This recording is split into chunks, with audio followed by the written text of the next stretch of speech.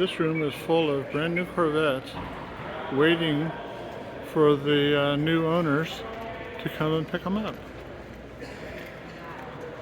When we were coming in, there was a whole lot full of cars also waiting for the owners to pick them up. I assume they come here for the last ditch cleaning before they go.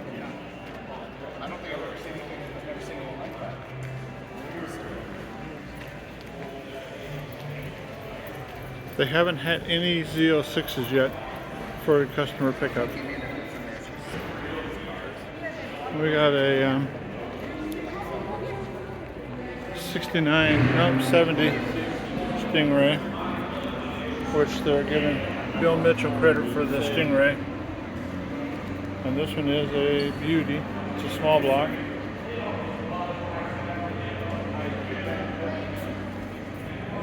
And I love it.